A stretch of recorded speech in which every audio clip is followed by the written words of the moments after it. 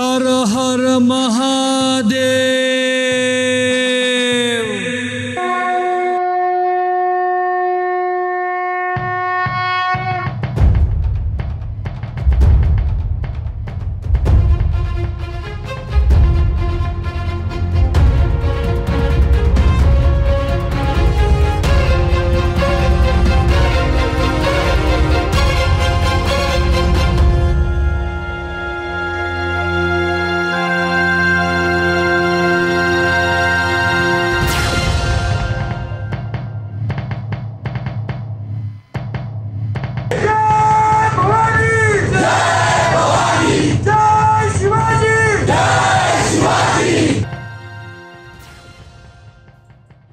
Hi friends, Chhatrapati Shivaji Maharaj గారి చరిత్ర మొదటి భాగం మొదలు పెడదాం.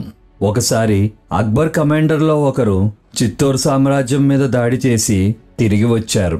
ఆ దాడిలో తన వీరత్వంతో ఎంతమందిని చంపారో అక్బర్ చక్రవర్తికి గర్వంగా ప్రదర్శించాలనుకున్నారు. అందుకని తాను చంపిన ప్రతి బ్రాహ్మణుడి యజ్ఞోపవీతం సేకరించడం మొదలుపెట్టారు. అలా అతను సేకరించిన యజ్ఞోపవీతాలు ఉండగా చుట్టి తీసుకురావడానికి తాటి చెట్టు అంత ఎత్తుండి ఏనుగుతో లాక్కు రావాల్సి వచ్చింది. బ్రిటిష్ చరిత్రకారుడైన జేమ్స్ టోడ్ ప్రకారం ఆ యజ్ఞోపవీతాల ఉండబరువు 74 మాన్లు ఉందంట. ఒక మాన్ అంటే 40 కేజీలు. అంటే ఆ ఉండబరువు సుమారు 3000 కేజీల పైన ఉంటుంది. అంత బరువైన యజ్ఞోపవీతాలంటే ఎంతమంది బ్రాహ్మణులు చంపి ఉంటారో ఊహించడం కూడా కష్టం. అలాంటి అంధకారంలో భారతదేశం కొన్ని తరాలుగా సుల్తాన్లు, మహమ్మదీయ రాజుల క్రూరత్వం, బానిసత్వం, పైశాచికత్వం నరమేధంలో అంధకారంలో కొట్టిమిట్టాడుతున్న సమయంలో స్వతంత్రత, సుఖ సంతోషాలనే ఆశాజ్యోతి ప్రజల మనసులో వెలిగించిన మహారాజు ఛత్రపతి శివాజీ మహారాజ్. ఛత్రపతి శివాజీ మహారాజు గారు తన జీవితం మొత్తం తన ప్రజల సంతోషానికి, స్వతంత్ర జీవనం కోసమే పోరాడారు. భారతదేశ చరిత్రలోనే మకుటం లేని మహారాజుగా ఈ రోజుకి మరాఠా ప్రజలు గుండెల నిండా నింపుకుని ఆదరించే ఛత్రపతి శివాజీ మహారాజ్ గారి చరిత్ర భారతీయులందరూ తెలుసుకోవలసిన అద్భుతమైన వ్యక్తిత్వం కలిగిన మహారాజు గారి కథ. గౌరవనీయులైన ఛత్రపతి శివాజీ మహారాజ్ గారి అసాధారణ జీవిత చరిత్ర ప్రారంభించడానికి ముందు నేను కొన్ని విషయాలు స్పష్టం చేస్తాను. నేను ఈ కథ రాయడం ప్రారంభించినప్పుడు నా శ్రేయోభిలాషులు కథకు విజువల్స్ చేర్పించమని సూచించారు.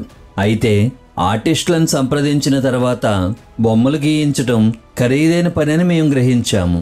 ఈ సవాల్ని అధిగమించడానికి ఈ ఫీల్డ్లో ముందస్తు అనుభవం లేకపోయినా సిరీస్ కోసం డ్రాయింగ్ నేర్చుకోవాలని నేను నిర్ణయించాను. ఆర్టిఫిషియల్ ఇంటెలిజెన్స్ మరియు నేను గీసిన చిత్రాల సహాయంతో మేము సాధ్యమైనంత ఉత్తమమైన అవుట్పుట్ అందించడానికి ప్రయత్నించాము. మేము ఇంటర్నెట్ నుండి కానీ లేదా ఇతరుల పని నుండి కానీ ఎటువంటి చిత్రాలను కాపీ చేయలేదు. అయినప్పటికీ మాకున్న పరిమితి శిక్షణ కారణంగా కొన్ని చిత్రాలు అనుకోకుండా ఒకరి మనోభావాలను కించపరచవచ్చు. ఏదైనా చిత్రాల వలన ఎవరైనా బాధపడి ఉంటే నేను హృదయపూర్వకంగా క్షమాపణ కోరుకుంటున్నాను. శివాజీ మహారాజు గారి గురించి ఎందరో ఎన్నో భాషల్లో ఆయన జీవిత చరిత్రలు చెప్పారు. నేను చూసిన కొన్ని కథలు అసంపూర్ణంగా లేకపోతే సంబంధం లేని ఎన్నో విషయాలు ఆ కథల్లో కనిపించాయి. ఇంత అద్భుతమైన మహారాజు గారి చరిత్ర సంపూర్ణంగా తెలుసుకోవటానికి ఎన్నో చరిత్రకారులు రాసిన గ్రంథాలను చదివాను. నేను చదివిన కొన్ని ముఖ్యమైన పుస్తకాల్లో బాబాసాహెబ్ పురంద్రే గారు రచించిన రాజాశివ్ ఛత్రపతి, ఎన్ఎస్ తకాఖావ్, డాక్టర్ బాలకృష్ణ, జాదూనాథ్ సర్కార్, గజానన్ భాస్కర్ మెహదలే, కిలోస్కర్, అలాగే మేధా దేశ్ముఖ్ భాస్కరన్ గారి పుస్తకాలను నేను చదివాను. ఆ పుస్తకాలు చదివిన తర్వాత మనం తెలుసుకోవాల్సిన విషయాలు చాలా ఉన్నాయని గుర్తించాను. మనం ఛత్రపతి శివాజీ మహారాజు గారి గురించి తెలుసుకోవాల్సిన కొన్ని విషయాలు ఇలా ఉన్నాయి. ఛత్రపతి శివాజీ మహారాజు గారి విషయంలో వివాదానికి దారితీసే ఒక అంశం మహారాజు గారి పూర్వీకులు మరియు కులం. ఆయనకు ఉదయ్పూర్ రాజ్పుట్ మూలాలు ఉన్నాయని కొందరు ప్రఖ్యాత రచయితలు పేర్కొంటున్నారు. మరికొందరు ఈ అంశాన్ని ఒప్పుకోవడం లేదు. మహారాజు గారి పూర్వీకుల గురించి మన నమ్మకాలతో సంబంధం లేకుండా ఉదయ్పూర్ రాజ్పుట్ వాదనకు మద్దతిచ్చే చరిత్రకారులు సమర్పించిన ఆధారాలను చూస్తే వారి ప్రకారం ఈ వంశానికి చెందిన మొదటి రాజ్పుట్ రాజు మహారాష్ట్రలో తన రాజ్యాన్ని స్థాపించారు. ఇంకా శివాజీ మహారాజ్ గారు, అలాగే ఆయన కన్నా ముందు 5-6 తరాల వారు మహారాష్ట్రలోనే పుట్టి పెరిగారని అంగీకరించబడింది. ఇన్ని తరాలు మహారాష్ట్రలోనే పుట్టి అక్కడే స్థిరపడ్డారంటే ఛత్రపతి శివాజీ మహారాజు గారి వంశం మరాఠా సంస్కృతిలో బలంగా పాతుకుపోయిందని, వారు మహారాష్ట్ర వంశస్థులే అని ఇది గట్టిగా సూచిస్తున్నది. ఒక చిన్న జాగీర్తో జీవితాన్ని మొదలుపెట్టిన మహారాజు గారు అలుపు తెలియక పోరాడి జయించిన సామ్రాజ్యం ఆయన చనిపోయే సమయానికి 280 కోటల పైన ఆయన ఆధీనంలో ఉన్నాయి. అలాగే మహారాజు గారి మొదటి యుద్ధం చేసినప్పుడు మహారాజు గారి సైన్యం 1000 మంది మాత్రమే. కానీ ఛత్రపతి శివాజీ మహారాజు గారి జీవితాంతంలో ఆ సైన్యం 1,00,000 మంది పైచిలుక్కు చేరింది. అలాగే గుర్రపు దళంలో 40,000 మంది పైన ఉన్నారు. లక్షల నాణ్యాలు, నగలు, వజ్ర వైడూర్యాలతో ఆయన ఖజానా నిండిపోయింది. తనకంటే ఎన్నో రెట్లు బలమైన సుల్తాన్లను మహారాజు గారు ఎలా ఓడించారో మనకు తెలియదు.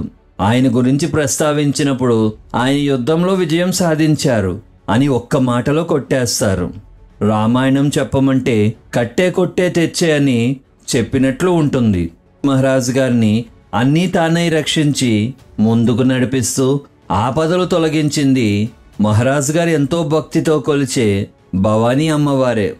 వ్యవసాయం చేస్తూ నిరుపేదరికంతో కొట్టిమిట్టాడుతున్న మహారాజు గారి తాతగారిని అమ్మవారి కటాక్షం వలన అపర కుబేరులను చేసి రాజుగారికి అత్యంత సన్నిహితులైన కమాండర్గా మార్చి మహారాజు గారు పుట్టడానికి ముందే ఆయన మార్గం అమ్మవారే ఎలా సరిచేశారో మనం చూడలేదు. ఛత్రపతి శివాజీ మహారాజు గారు శ్రీరామ్ ప్రభు జన్మించిన సూర్యవంశంలోనే జన్మించారు. అంత పెద్ద రాజకుటుంబీకులు కాలక్రమేణా పేదరికంతో కొట్టిమిట్టాడుతున్న మహారాష్ట్ర రైతులుగా ఎలా మారారో, అంత పేదరికంలో ఉన్నవారు అంత పలుకుబడి కలిగిన కమాండర్లుగా ఎలా రూపాంతరం చెందారో మనం చూడలేదు. మహారాజు గారు తన తండ్రి గారి వద్ద శిక్షణ పొందలేదు. మహారాజు గారు, షాజీ రాజే గారు ఇద్దరూ తండ్రి కొడుకులు. ఒకరికి మరొకరి మీద ఎనలేని ప్రేమ ఉన్నా ఇద్దరూ కలవటానికి జీవితకాలం పట్టిన కారణాలు అద్భుతంగా ఉంటాయి.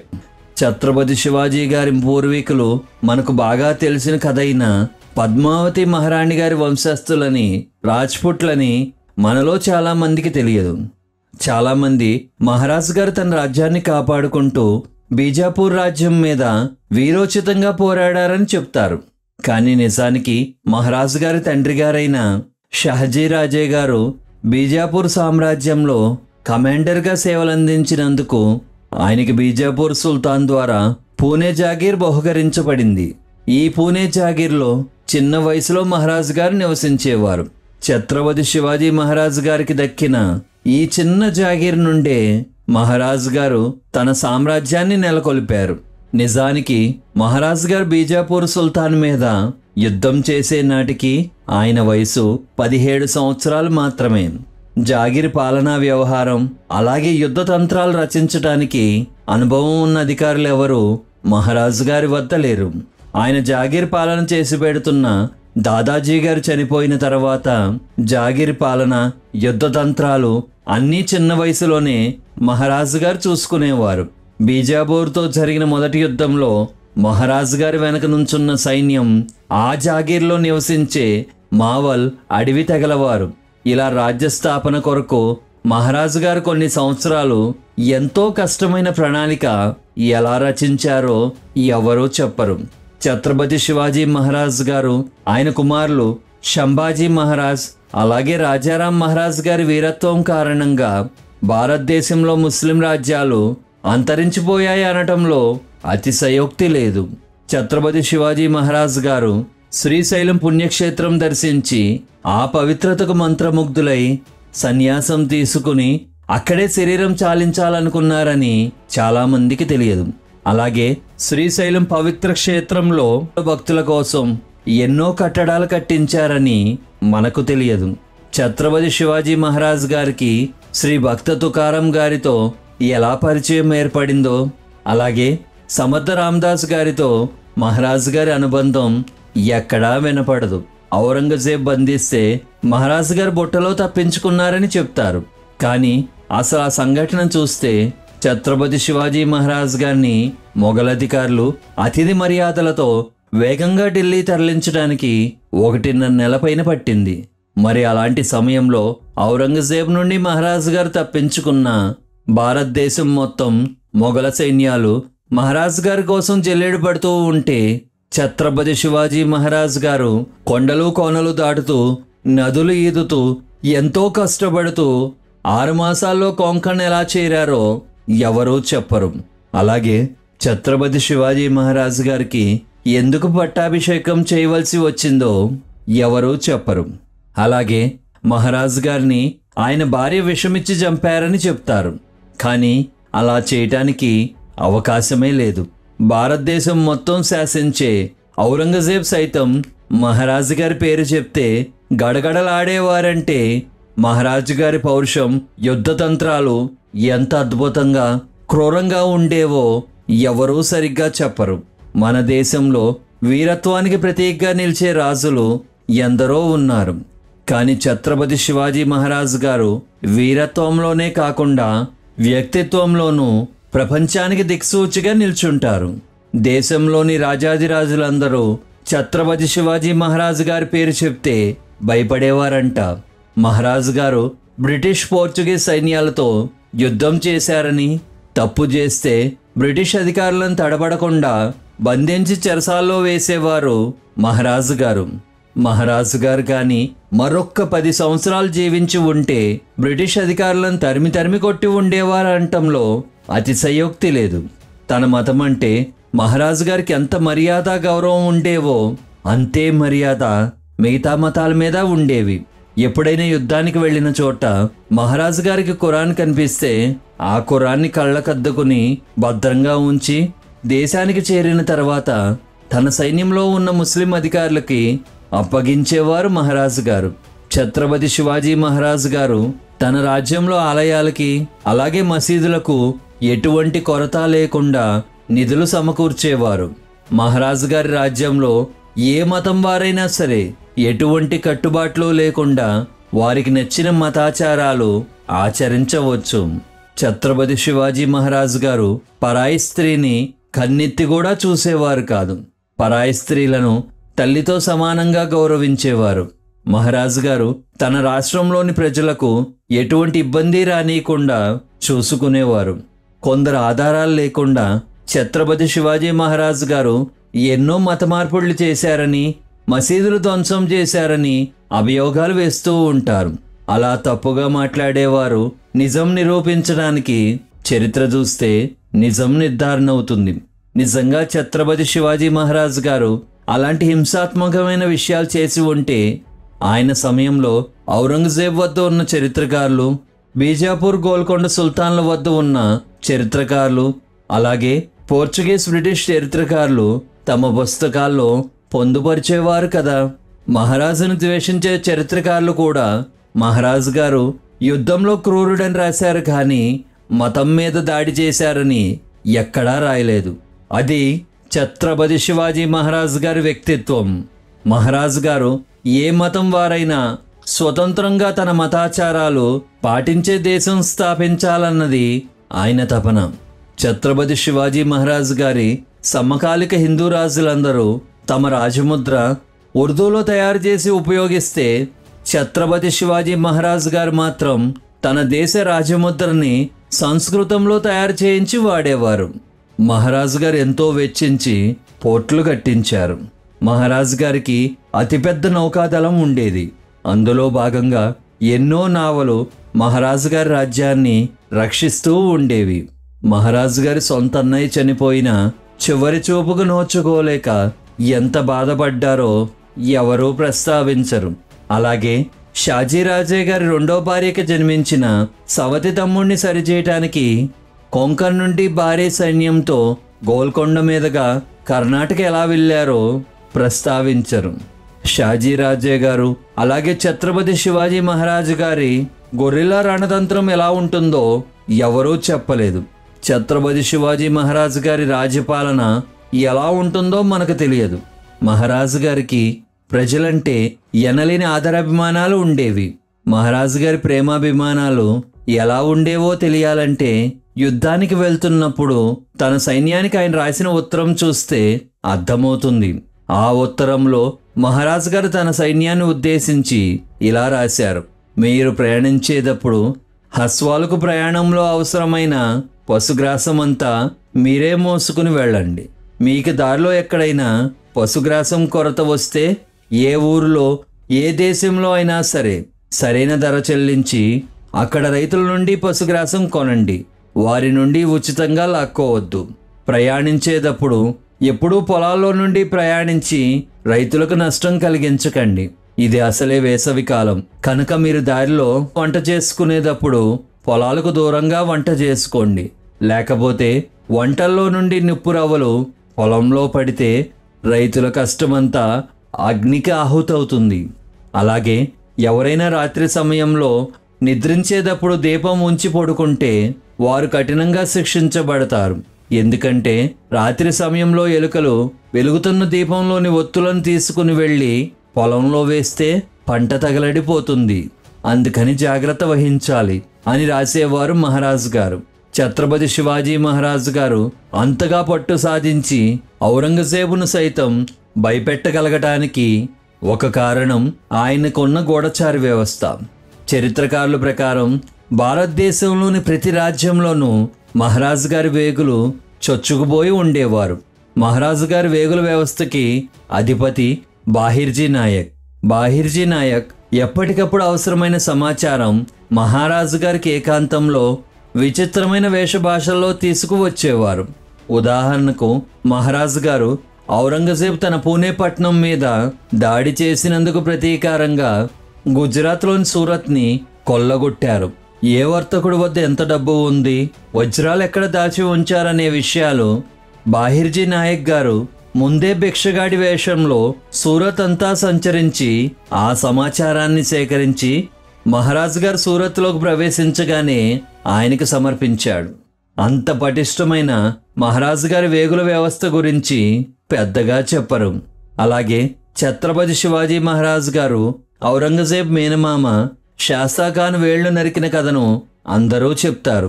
కానీ మహారాజుని అణిచివేయటానికి ఔరంగజేబ్ తన మేనమామ శాస్తాఖాన్ గారిని 1,00,000 పైన బలగాలు అలాగే అశ్వాలు, ఏనుగులు, ఫిరంగులు ఇచ్చి పంపించారు. ఆ సమయంలో మహారాజు గారి సైన్యం 15,000 మాత్రమే. శాస్తాఖాన్ వస్తున్నారని తెలిసి మహారాజు గారి సైన్యం పూణే ఖాళీ చేసి వేరే కోటలకు వెళ్ళిపోయారు.